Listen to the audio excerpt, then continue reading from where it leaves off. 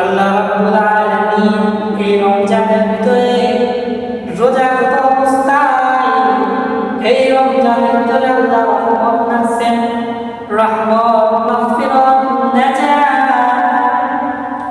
রহমত দিয়া, মাগফিরাত দিয়া, নাজাত দিয়া একবারে এই রমজানের ভিতরে একটা ফরজ আদায় করলে শুধু 70 গুণ নয়, বরং লক্ষ কোটি কোটি সুন্দর আল্লাহ রাব্বুল আলামিন বান্দার ভিতরে যোগ করে দেন। এই রমজান মাসে যদি কেউ একটা ফরজ আদায় করে আল্লাহ রাব্বুল আলামিন এত নেকি দান করে যা গুণে গুণে কখনো আমাদের শেষ করা সম্ভব হবে না। আল্লাহ রাব্বুল আলামিন এই রহমতের ভিতরে আল্লাহ রাব্বুল আলামিন সমস্ত জাহানের বাদশাহ রহমত এই রমজান কারীমের ভিতরে আল্লাহ রাব্বুল আলামিন রাসূল রহমত দান করেন, মাগফিরাত দান করেন, নাজাত। আল্লাহ রাব্বুল আলামিন এই মাসে আল্লাহ রাব্বুল আলামিনের কাছে যেরকম ভাবে দুনিয়ার ভিতরে প্রত্যেকটা মাসের ভিতরে প্রত্যেকটা একটা সিজন থাকে, সিজনালি যেরকম লিচু বাগানে একটা লিচুর সিজন আসলে লিচু হয়, আমের সিজনে আম হয়, কাঁঠালের সিজনে কাঁঠাল হয়, ঠিক তেমনি ভাবে প্রত্যেকটা কাজে যেরকম সিজন অনুযায়ী হয়, ঠিক তেমনি ভাবে এই রমজানটা হচ্ছে মুমিনের ইবাদতের একটা সিজন। আল্লাহ রাব্বুল আলামিন এই রমজান কারীমকে মুমিনের সিফাত হিসেবে দান করেছেন। এই রমজান কারীমকে আল্লাহ রাব্বুল আলামিন এই ধন্য দান করেছেন যে বান্দা তুমি এই রমজান মুবারক পাইয়া, এই রমজানের রহমত পাইয়া, মাগফিরাত পাইয়া, নাজাত পাইয়া তুমি আমার কাছে জাহান্নাম থেকে পাওনা পাওয়া করবা এবং জান্নাতের আশা করবা। আল্লাহ রাব্বুল আলামিন কি কারণে রহমত রাখছেন, কি কারণে মাগফিরাত রাখছেন, কি কারণে নাজাত রাখছেন? এই কারণে যত বান্দা তুমি আল্লাহ রাব্বুল আলামিনের কাছ থেকে জান্নাতের সার্টিফিকেট কিভাবে পয়দা করতে পারো,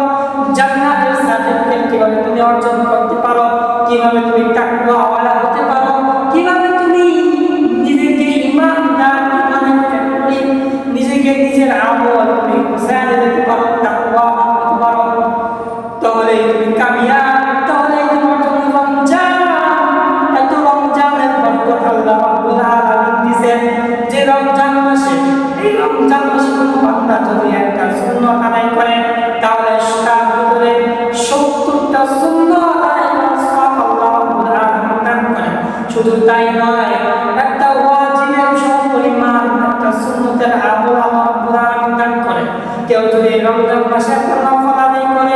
আল্লাহ রাব্বুল আলামিন ওই নফলটারে ফরজের সমতুল্য পরিমাণ সওয়াব আল্লাহ রাব্বুল আলামিন দান করেন।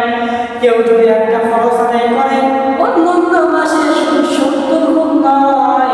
বরং লক্ষাধিক সওয়াব আল্লাহ রাব্বুল আলামিন রমজান মাসে দান করেন। তবে দুর্ভাগ্য ওই সমস্ত বান্দারা যারা এই রমজান পাইয়া এই রমজানকে কদর করে না, এই রমজানকে বেখেয়ালিভাবে কাটায়া দেয়, বেখেয়ালিভাবে জীবনযাপন করেন। আল্লাহ রাব্বুল আলামিন জিবরাইলকে পাঠাইয়া শেষ রমজানের ভিতরে হুজুর পাক সাল্লাল্লাহু আলাইহি ওয়াসাল্লাম জিবরাইল এসে বলতেছেন, আল্লাহ রাব্বুল আলামিন বলছেন, ইয়া রাসূলুল্লাহ, যে ব্যক্তি রমজান পাইল তারপর হয়তো নিজেকে ফায়দা করতে পারবো না, নিজেকে ফায়দা করতে পারবো না, নিজের গুনাহকে মোচন করতে পারবো না, নিজেকে জান্নাতের উপযোগী বানাইতে পারবো না, জাহান্নাম থেকে নিজেকে বাঁচাইতে পারবো না, সেজন্য তার জন্য আল্লাহ রাব্বুল আলামিন আযাব দিচ্ছেন, তার আল্লাহ রাব্বুল আলামিন গজব দান করবেন। আল্লাহ রাব্বুল আলামিন তার প্রতি অসন্তুষ্ট হয়ে আল্লাহ রাব্বুল আলামিন তার প্রতি আযাব, আল্লাহ তার প্রতি নাশুকরিয়া, আল্লাহ তার প্রতি অসন্তুষ্টি, আল্লাহ তার প্রতি অসন্তুষ্টি। জিবরাইল বলেন, আমিও তার প্রতি অসন্তুষ্টি, আমিও তার প্রতি অসন্তুষ্টি যে রমজান পাইয়াও রমজানের বিপরীতে রমজানের আমল না করা সত্ত্বেও রমজানের পায়া, রমজানের ভিতরে অনর্থক কথাবার্তা বলে, রমজানের ভিতরে চুরি চামারি এখনো বাদ দেয় না, রমজান পাইয়াও যে ব্যক্তির জবান দ্বারা কোনো সত্য কথা বের হয় না, রমজান পাওয়ার পরেও যে কথা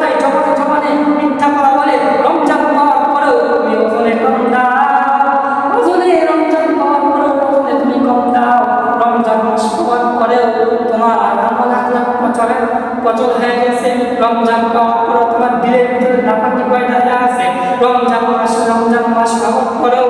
তোমার ভিতরে জেনার ফ্যাক্টরি, তোমার ভিতরে আজাদের ফ্যাক্টরি, তোমার ভিতরে বিভিন্ন ধরনের নারীর তত্ত্বকে তোমার ভিতরে দেখা সহজ, তুমি যার ভিতরে এত কিছু আজাদ আল্লাহ রাব্বুল আলামিন বলেন তার জন্য ধ্বংস,